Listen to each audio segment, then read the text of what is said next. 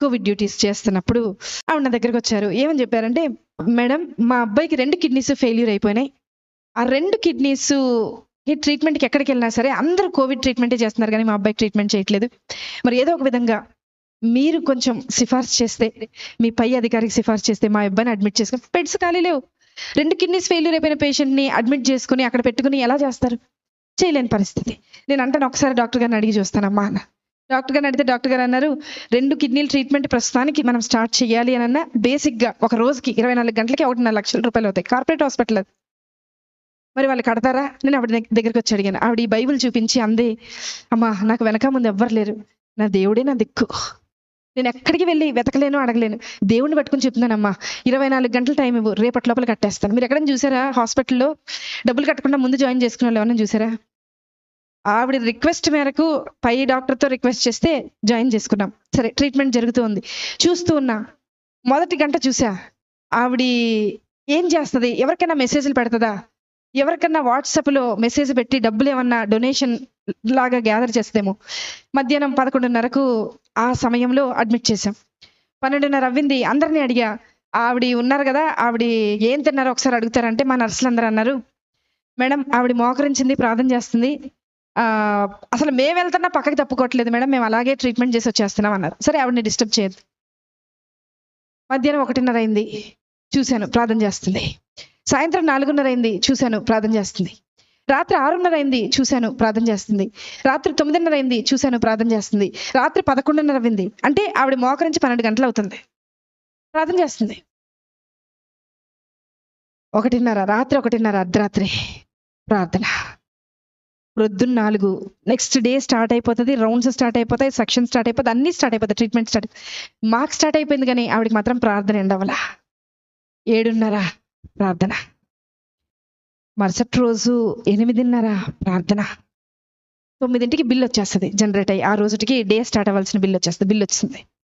అందరు patients rounds అయిపోయినాయి, ఈవిడ దగ్గరికి వెళ్ళాలి.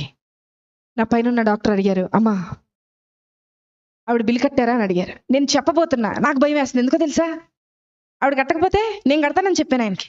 కానీ ఆవిడ ప్రార్థన చూసి నేను అనుకున్నా, కనీసం ఒక 75% నేను కడదాం, ఏదో చేయను ఉంటుంది కదా, మా ఆయనకి తెలియకుండా అమ్మేసి కట్టేసేద్దామని అనుకున్నా. తెలిస్తే ఒప్పుకోరు కదా అనుకున్నా.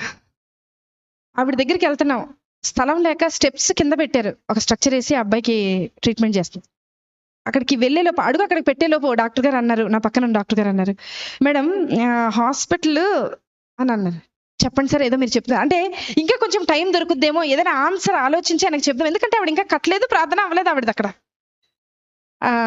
అంటే ఆయన అన్నారు, మేడం యాక్చువల్గా ఈరోజు మా అమ్మగారు చనిపోయి 10 సంవత్సరాలు అవుతుందండి, ఈరోజు 10వ సంవత్సరం వర్ధంతి.